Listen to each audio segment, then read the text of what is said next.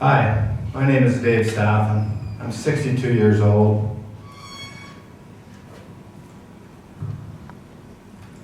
I was born to parents 62 years ago who both adhered to the methods, practices, and traditions of Satanism. A child born into a family whose parents are Satanists has a somewhat different experience than most children.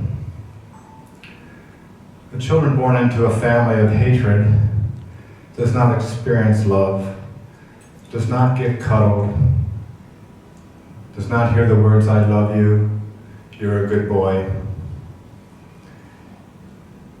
You do not feel special in any way. And all this is by design. It's to create a need in you, a want in you for connection with others. And they wish to erode your compassion so much that you will do whatever it takes to become like them. It's all geared for you to join their cult at the appropriate time. At 2 years old, I was taken to events designed to measure the courage and will and compassion and whether or not you had any spiritual gifts.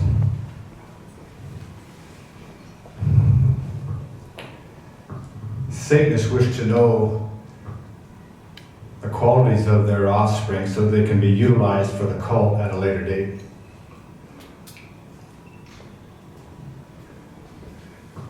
During these events, animals are used. Fighting is often a part of it. Fighting against other boys, bigger boys, older boys. They test your loyalty to family, to others, whether you'll do what you're told to do when you're told to do it. Because that's what I heard over and over again, is that to be a member of our cult, you have to do what it takes, whatever it takes, when you need to do it. Somehow or other, I was able to withstand that onslaught, because at 3 years old, it got very intense. Sometime in my third year, the events, the 2-year-old events were a night out, it seemed, because ladies were present. There was much gaiety and laughter amongst the adult people, watching their little boys wrestle with snakes or go into a pit where they're full of rats to get your mom's purse for her, things like that. But at 3 years old, everything changed. Often the men wore robes, there was chanting, and events were designed to manipulate the little boy, who was me, to kill a human being, thus becoming one of them. So each event was designed to get me to do that. And the way to kill a human being was to stab him through the heart with a big knife that they would always give you. Each event was different, and it would often involve children, even younger than me, like little babies, who I was asked to protect against vicious dogs, and most often a man dressed as a ghoul with his face painted white.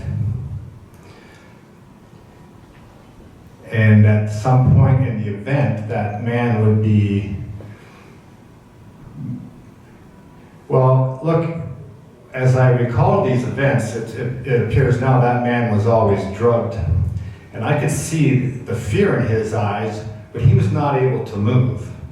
Now, previous to that point in time, they would have a man dressed as a ghoul who would be very threatening to me and the little baby or the little girl I was supposed to protect. And then through some circumstances that were created, he would be lying there or sitting there, unable to move, and I would be handed a knife to kill him. I went through this time and time again, and I know God was with me, because I wouldn't succumb to them, and I would always yell no and throw the knife down. And then I would start start running because I knew what happened every time I did that. I would be chased by my dad and the other men and subjected to beatings, torture, sodomy, and mind control. This went on through my 3rd year and through my 4th year. When I was 5 years old, the cult leader declared, "We must destroy him. If we don't, someday surely he will destroy us." My destruction took the form of beating after beating by boys older than me, tougher than me, more than one boy at a time, at cult events, but also in my personal life. One time I was walking to school and a car pulled up beside me, and a boy I had never seen, much older than I, ran out, beat me up, and as I lay on the ground crying, he said, "I'm going to do this every day from now on." And as I looked over at the car he had come in, I could see his dad looking at me with a big smirk on his face. It's important for people to understand that those in the cult world do not think like we do. They love the torment of a fellow human being. They don't mind seeing somebody's blood. They don't mind seeing somebody be killed. They don't mind seeing somebody be hurt, whether it be a 3-year-old child or another adult. Because there's a grown man enjoying my torment. And I experienced that throughout my adult life. I developed no social skills whatsoever because everybody in my life hated me. And some of them would try and hide that hatred behind a facade of good-naturedness, but many of them didn't. And I never understood that. And of course it leaves you with feelings of low self-esteem, low self-love, low self-confidence. If everybody you ever meet hates you, and if every boy you ever look at as a competitor, whether or not you can beat him, it affects your life socially in a big way.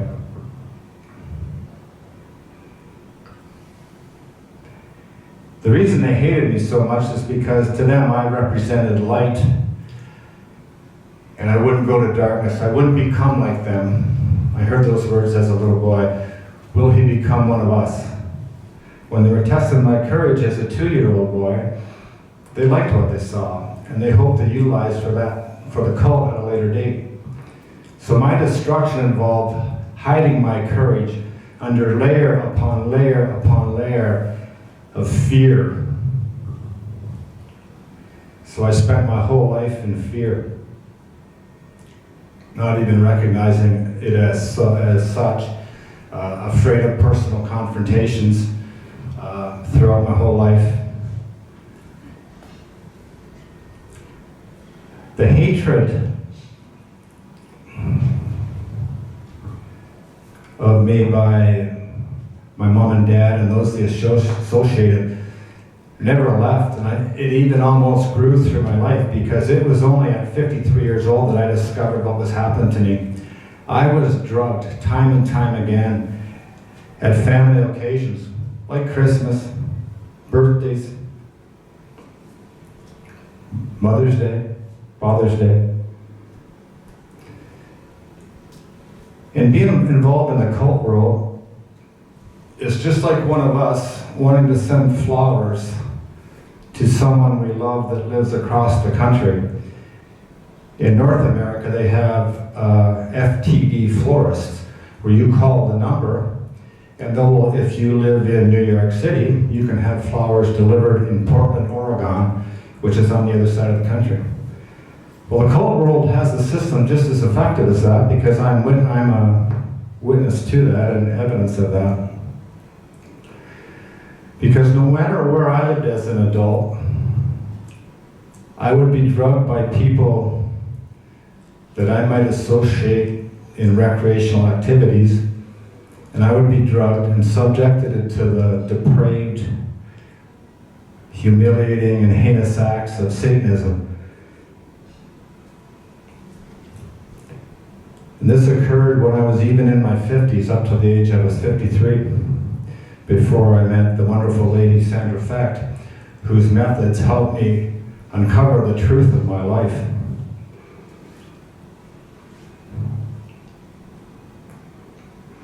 I was subject from the time I was a little boy.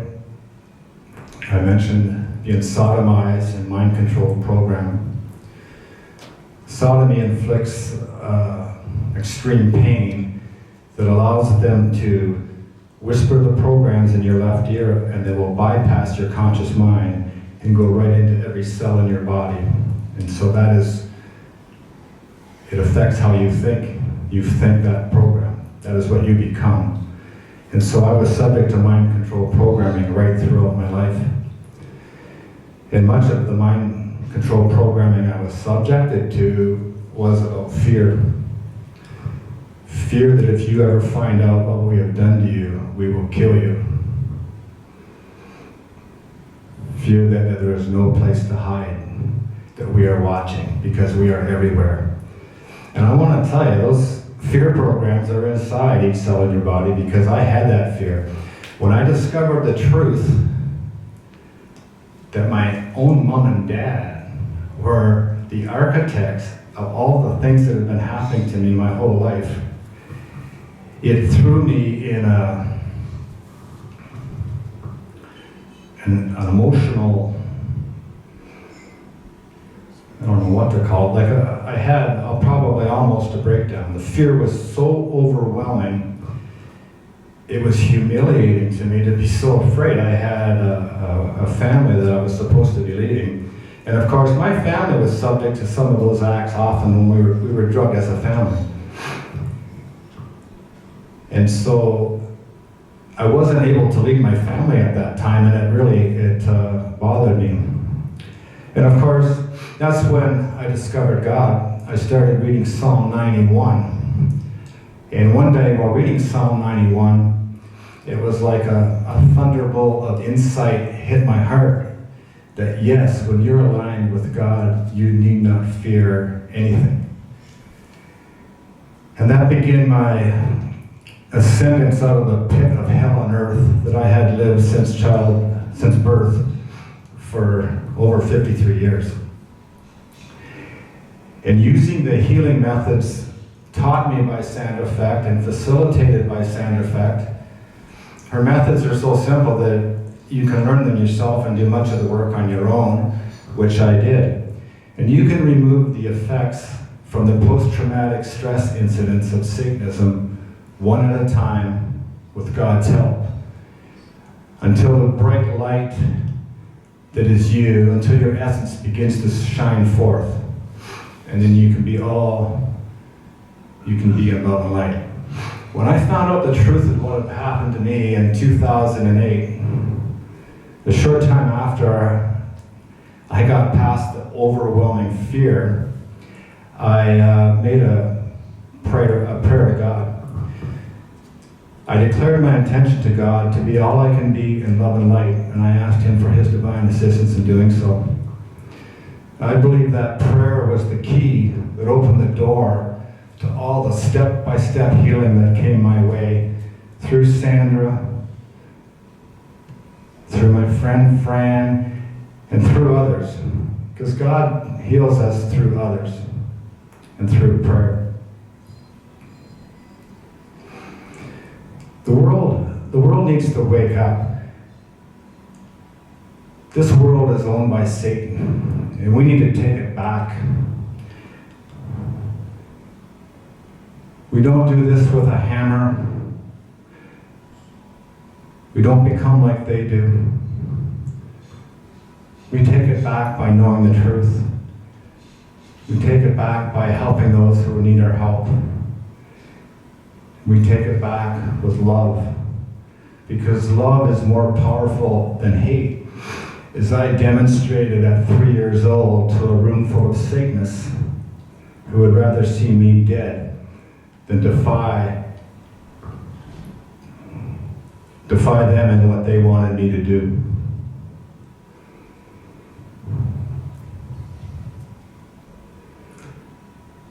How is it that a little boy could withstand the onslaught of hatred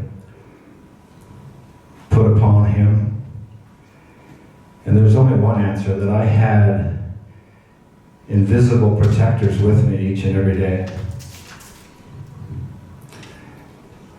I thank God for each experience I've had since the day I was born. I feel fortunate that that I experienced that fear, because now when I see my brothers and sisters in fear, I understand why they're in fear, and I hope I'm able to help them. Because if we have faith in God, we don't have to have any fear, because God will deliver us.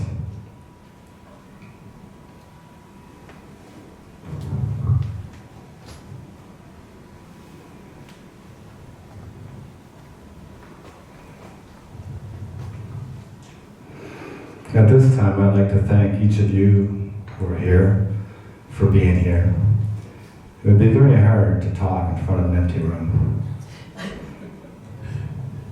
And so I'm thankful for that.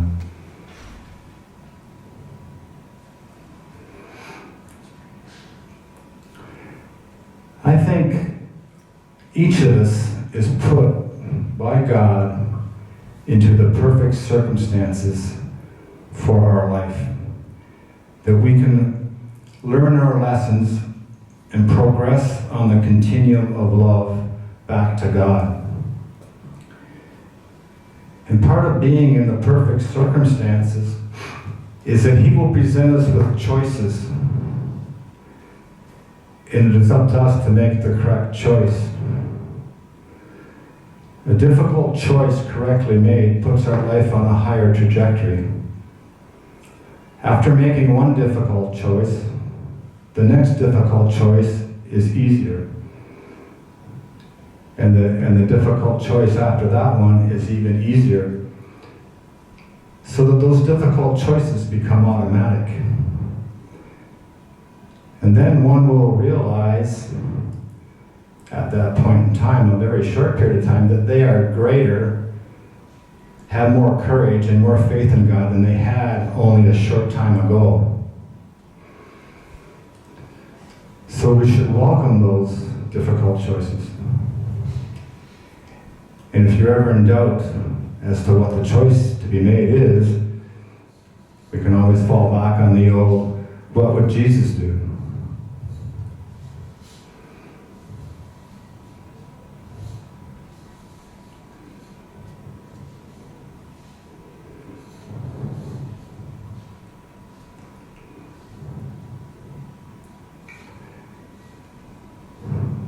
God has given me this talk for you people today. These words just come through me. So I'm always quite nervous before I get up here, because I've spoken not often enough to know the words will always be there. And so just before, 3 minutes before I talk, I have no idea what the first word that I will say is, and I've done no preparation, so if He doesn't deliver me the words, feel like I'm going to sink. And that's, I guess, a bit of faith in God too. And I have to make sure I don't try and think, because the words just will come through me if I let them.